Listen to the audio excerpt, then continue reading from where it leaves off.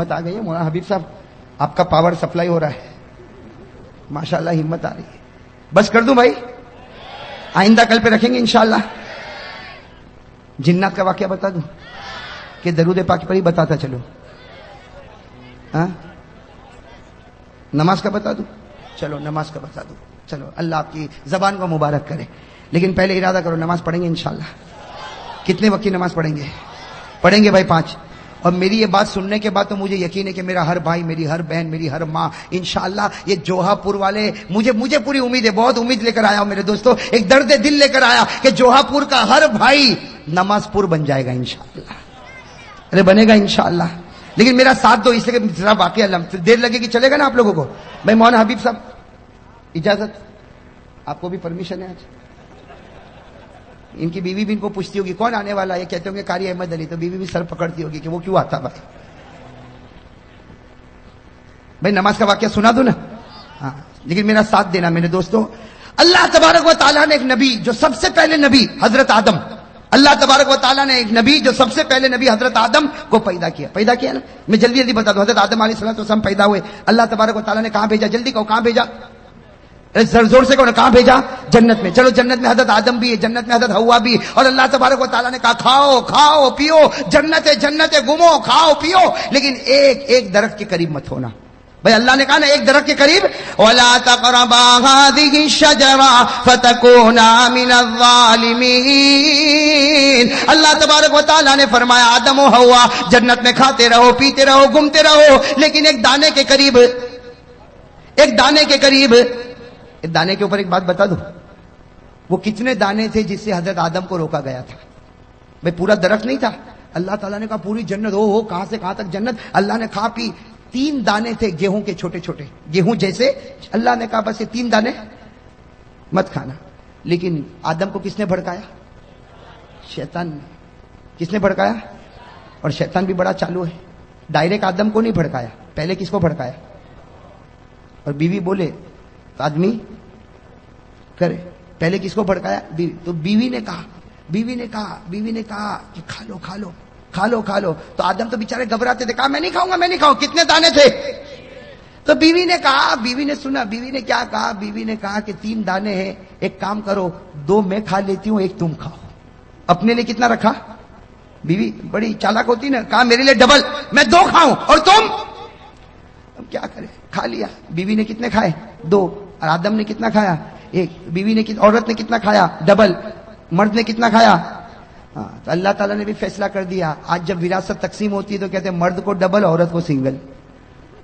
ارے فیصلہ ہو گیا نا, آج جب وراثت تقسیم ہوتی ہے تو مرد کو للذکر مثل حظ الانثیین, مرد کو ڈبل, عورت کو سنگل. کیوں؟ اس طرح تمہاری ماں نے ڈبل وہاں کھا لیا تھا. اور وہ حضرت آدم نے کھایا, جو دانا کھایا نا اس میں کچھ نہیں نکلا. سننا, حضرت آدم نے جو دانا کھایا اس میں کچھ, اشارے میں سمجھ لو, کچھ نکلا. اور ماں حوا نے کتنے دانے کھائے؟ ایک کو دبایا نا تو پانی نکلا, دوسرے کو دبایا تو خون نکلا, ایک کو دبایا, کتابوں میں لکھا فتح الباری میں, ایک کو دبایا تو پانی نکلا, دوسرے کو دبایا تو خون نکلا. اللہ تعالیٰ نے بھی کہہ دیا تو نے دانے کا پانی بھی نکالا, دانے کا خون بھی نکالا. اللہ نے عورتوں کی آنکھوں میں جتنا پانی دیا نا 99% دیا, مردوں کو 1% دیا. اس لیے دیکھا ہو نا عورت روتی کہ نہیں روتی؟ ارے آپ کی بیویاں نہیں روتی؟ تھوڑی بات میں آپ نے دیکھا وہ ایسا روتی جیسے اس کے اوپر کوئی ماتم ہو گیا ہو. وہ مرد کے اوپر مصیبت پر مصیبت آئے, رونا نہ آئے, اور عورت کو تھوڑی بات پر, تو اللہ نے خون بھی ان پر مسلط کر دیا اور پانی بھی ان کے اوپر مسلط, جیسی کرنی ویسی. ارے بات سمجھ میں آ گئی کہ نہیں آئی گئی؟ ہاں تو بات چلو, حضرت آدم علیہ السلام جنت میں, اللہ تبارک و تعالیٰ نے فرمایا دانے کے قریب مت ہونا. حضرت آدم بھی قریب ہو گئے, حضرت حوا بھی قریب ہو گئی. اللہ تعالیٰ ناراض ہو گیا. بھائی سننا, نماز کے بارے میں بتا رہا ہوں. اللہ تعالیٰ ناراض ہو گئے. اللہ تعالیٰ نے فرمایا اب جنت میں نہیں رکھوں گا, اب زمین پر جانا ہوگا. آدم بھی دنیا میں آ گئے, حوا بھی دنیا میں آ گئی. حضرت آدم اور حوا دونوں کے دونوں کہاں پر؟ اب میرے دوستو, اللہ تعالیٰ نے دونوں کو الگ کر دیا, آدم کو بھی الگ اور حوا کو بھی الگ. کتنے سال تک؟ 300 سال. ارے کہو نا کتنی جدائی ہو گئی؟ 300 سال میاں بیوی میں جدائی. خیر جدائی ہو گئی. اب سننا, حضرت آدم علیہ السلام 300 سال روئے. سننا کتنے سال روئے؟ ساتھ میں کہو کتنے سال روئے؟ 300 سال رونے کے بعد ایک صبح ایسی ہوئی اللہ تبارک و تعالیٰ کو رحم آیا.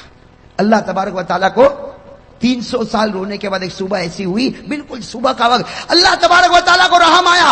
اللہ تعالیٰ نے کہا آدم، اے آدم آج میں تجھ کو معاف کرنے والا ہوں، اے آدم آج میں تجھ کو معاف کرنے والا ہوں، لیکن ایک دعا میں بتاتا ہوں، تو پڑھے گا میں معاف کروں گا، اور صرف تو نہیں قیامت تک کوئی بھی پڑھتا جائے گا میں اس کو معاف کرتا جاؤں گا. بھئی دعا بتائی کہ نہیں بتائی؟ 300 سال کے بعد اللہ تبارک و تعالیٰ نے ایک دعا بتا رہے. میرے دوستو آپ کو بھی وہ دعا یاد ہوگی، میرے ساتھ میں پڑھو. کون سی دعا؟ ربنا ظلمنا انفسنا وان لم تغفر لنا وترحمنا لنكونن من الخاسرین. حضرت آدم علیہ الصلوۃ والسلام نے 300 سال رونے کے بعد صبح کے بالکل سناٹے میں یہ دعا پڑھی. اللہ تعالیٰ نے فرمایا اے آدم میں نے تجھ کو معاف بھی کر دیا، صرف معاف نہیں کیا بلکہ تجھ کو اپنا نبی بھی بنا دیا. ہو گئے نبی بنا. حضرت آدم بڑے خوش ہو گئے، حضرت آدم بڑے خوش. اسی وقت اللہ اکبر، اسی وقت اللہ کیا شروع کیا؟ شروع کروانے والا کون؟ ورنہ آدم کو کیا پتا تھا؟ کچھ پتا تھا، لیکن اللہ ہی نے شروع کروایا. حضرت آدم نے کتنی رکعت پڑھی؟ سننا، حضرت آدم نے 2 رکعت پڑھی، پڑھ لی 2 رکعت، معافی ہو گئی. شکرانے کی کتنی رکعت پڑھی؟ 2 رکعت پڑھی. اب سننا، ہمارے نبی صلی اللہ علیہ وسلم معراج پر گئے. ارے ہمارے نبی کہاں گئے تھے؟ وہاں کیا ملا؟ نمازیں. ارے کتنی نمازیں ملی؟ پہلے 50، کم کراتے گئے 45 40 35 30 25 20 15 10. کتنی کم کرا دی؟ بھئی 5 کرا دی نا، 5 کرا دی. لیکن اللہ تبارک و تعالیٰ نے کیا فرمایا؟ اللہ تعالیٰ نے فرمایا میرے محبوب تیری امت کو فجر کی نماز دے دے. تیری امت کو کون سی نماز دے دے؟ فجر کی. اور کتنی رکعت دے دے؟ 2 رکعت. اس لیے کہ یہی 2 رکعت میرے آدم نے بھی پڑھی تھی، یہی 2 رکعت میرے آدم نے بھی پڑھی تھی. اللہ تبارک و تعالیٰ نے فرمایا میرے محبوب یہ آدم نے بھی 2 رکعت پڑھی تھی، تیری امت پر بھی 2 رکعت فجر کی فرض کر دے. تیری امت کا کوئی بھی آدمی فجر کی 2 رکعت پڑھتا جائے گا میں وہ ثواب عطا کروں گا جو آدم کو 300 سال رونے کے بعد عطا کیا تھا. آدم کو جو ثواب اور رحمت 300 سال کے بعد نصیب ہوئی، تیری امت کا کوئی بھی فرد بشر فجر کی 2 رکعت پڑھے گا وہ ثواب عطا کروں گا جو میں نے آدم کو عطا کیا تھا. ارے میرے جوہا پورا کے بھائیو، فجر پڑھتا جا اور آدم جیسا ثواب حاصل کرتا جا. کرو گے انشاءاللہ؟ فجر پڑھنے میں زیادہ سے زیادہ 10 منٹ میں 300 سال رونے کا ثواب ملے، اس سے بڑھ کر کہاں خزانہ ملے گا؟ ارے ملے گا اس سے بڑھ کر خزانہ؟ چلو یہ تو فجر کا معاملہ ہو گیا. اب میں آؤ ایک دوسرے نبی پر. اپنے نام سنا ہوگا حضرت ابراہیم. سنا نہیں سنا؟ میں جلدی جلدی بتاؤں. حضرت ابراہیم کا نام سنا نا؟ وہ اپنے بیٹے کو لے کر چلے تھے. ارے گئے تھے نا بیٹے. کون بیٹے؟ حضرت اسماعیل کو لے کر گئے تھے مینا کے میدان میں گئے تھے. اور کیوں گئے تھے؟ کہ بیٹا آج تجھے زمین پر لٹانے والا اور تیرے گلے پر چھری چلانے والا، اے بیٹا بتا چلاؤں کہ نہ چلاؤں؟ اے بیٹا چلاؤں کہ نہ چلاؤں؟ تو بیٹے اسماعیل نے کہا نا ابا. ارے کوئی باپ اپنے بیٹے کے گلے پر چھری چلاتا؟ بالکل مت چلانا. ابا نے کہا بیٹا یہ باپ چلانا نہیں چاہتا لیکن اللہ کا حکم ہے کہ چلا. بیٹے اسماعیل کی عمر 9 سال کی تھی. کہا اللہ کا حکم ہے تو ایک نہیں 100 جان ہوگی، اسماعیل سب قربان کر دے گا. کس کے حکم پر چھری چلے گی؟ ارے کس کے حکم پر چلے گی؟ حضرت اسماعیل علیہ السلام نے فرمایا، حضرت اسماعیل علیہ السلام نے فرمایا یا ابت فعل ما تؤمر ستجدنی انشاء اللہ من الصابرین. حضرت ابراہیم علیہ السلام نے حضرت اسماعیل کو کہاں لٹایا؟ زمین پر لٹایا. ارے کون ہے؟ زمین پر لٹایا. چھری تیز کر دی. چھری اور تیاری بھی کیسی تیاری تھی آپ کو بتاؤں. اتنی پکی تیاری تھی کہ جب چھری تیز کی نا تیز تو حضرت اسماعیل ایسے لیٹے تھے جیسے میں بیٹھا ہوں نا، اس طرح حضرت اسماعیل لیٹے تھے اور چھری یہاں رکھ دی. کہاں رکھ دی؟ گلے. لیکن فوراً اسماعیل کی عمر کتنی تھی؟ ابا کو کہا چھری ہٹاؤ. ابا نے چھری ہٹائی. کہا بیٹا ارادہ بدل گیا؟ کہا نہ. تو کہا کیوں چھری ہٹواتا ہے؟ کہا ارادہ نہیں بدلا لیکن آپ جو ذبح کر رہے ہو وہ طریقہ اچھا. کہا کیوں؟ کہا مجھ کو الٹا لٹا دو اور یہاں گردن پہ چھری رکھو. مجھ کو الٹا لٹا دو. تو ابا نے کہا یہ کیا؟ کیوں الٹا لٹاؤ گردن پہ چھری رکھو؟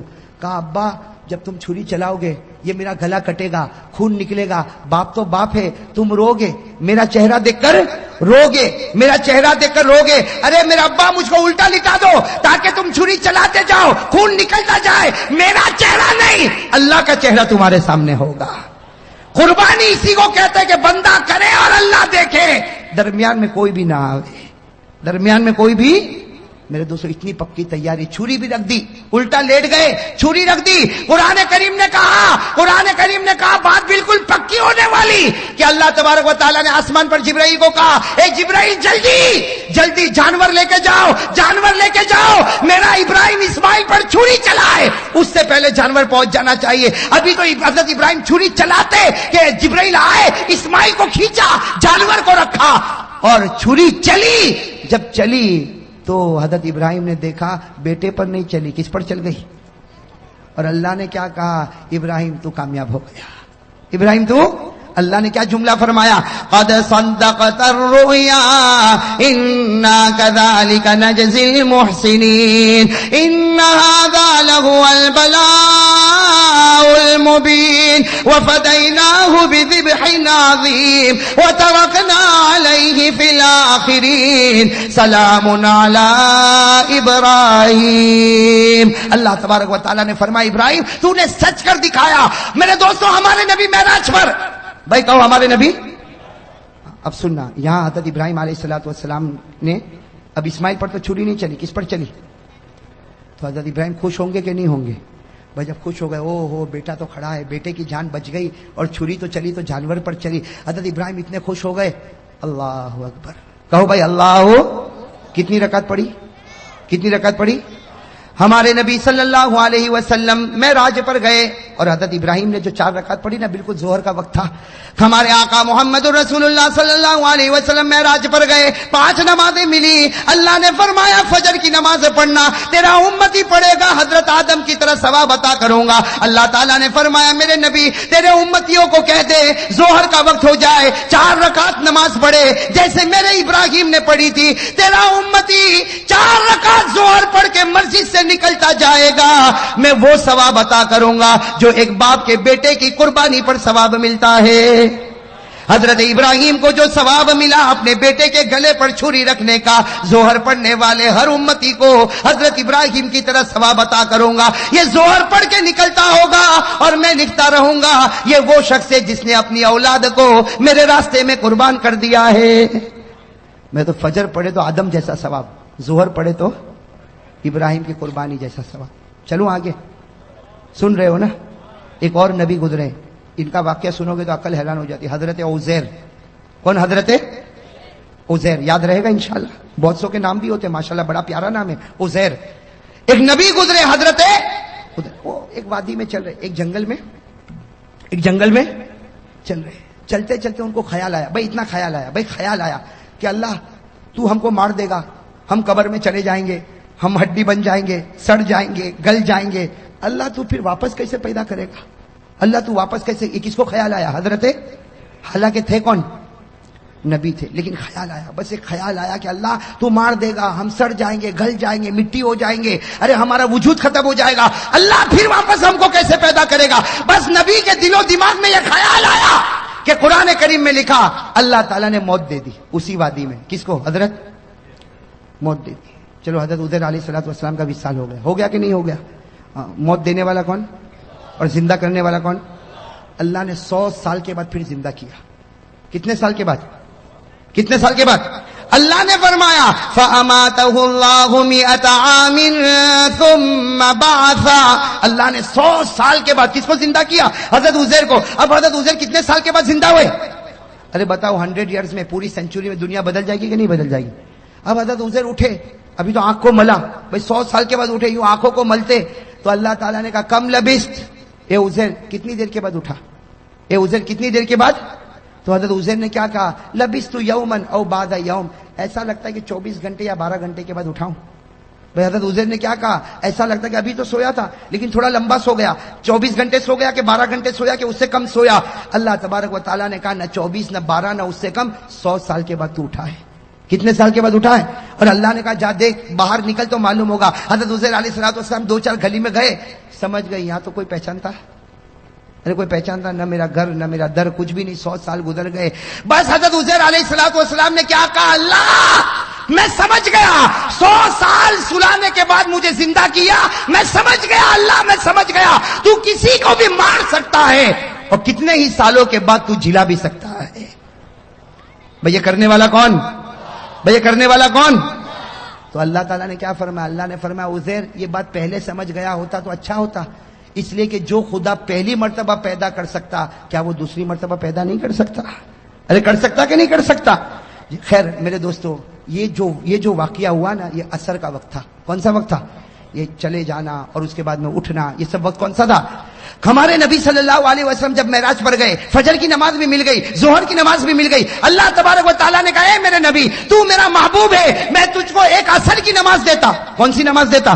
عصر کی نماز دیتا. وہ 4 رکعت دیتا جو حضرت عزیر نے پڑھی تھی. اور یاد رکھ تیرا امتی عصر پڑھے گا, مسجد سے نکلے گا, اس کے دل میں وہ ایمان اور یقین بھروں گا جو میں نے میرے نبی عزیر کے دل میں بھر دیا تھا. اثر پڑھ کے نکلے گا, وہ ایمان اور یقین اس کے دل میں رکھوں گا جو میں نے حضرت. چلو اب کون سی نماز آئی؟ زور سے کون ہے, کون سی نماز؟ حضرت ایوب. کون حضرت ایوب علیہ السلام. ایک بات بتا دو, حضرت ایوب علیہ السلام بیمار ہو گئے تھے. بھائی کیا ہو گئے تھے؟